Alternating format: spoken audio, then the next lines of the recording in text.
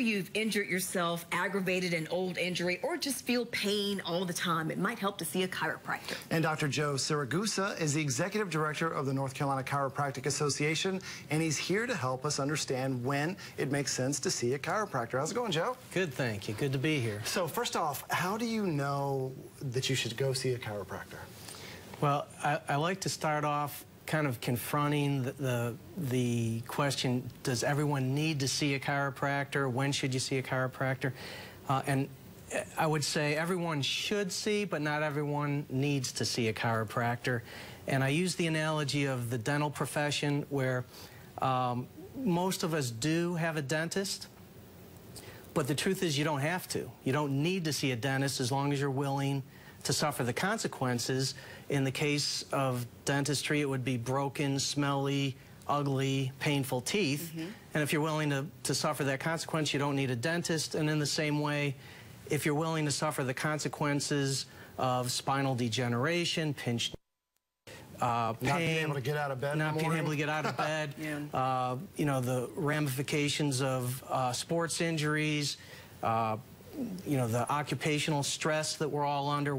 Everything we do, we're fighting gravity, and the degree to which you're efficient at fighting gravity is your posture, and chiropractors are skilled in... You just made me sit up straight. Yeah. So how does a person determine whether they should see a chiropractor or a medical doctor? Great question. The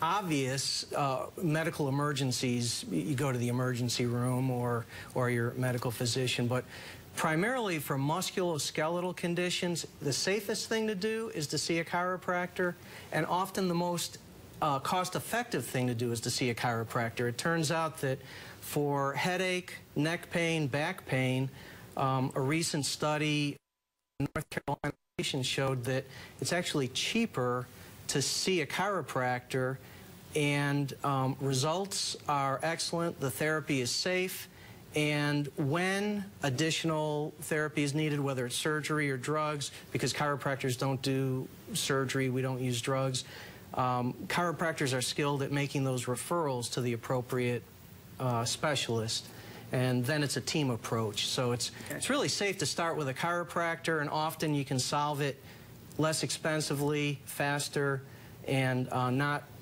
need the drugs, the surgery. Thank you, Joe. We really appreciate it. You can learn more at the North Carolina Chiropractic Association website, ncchiro.org.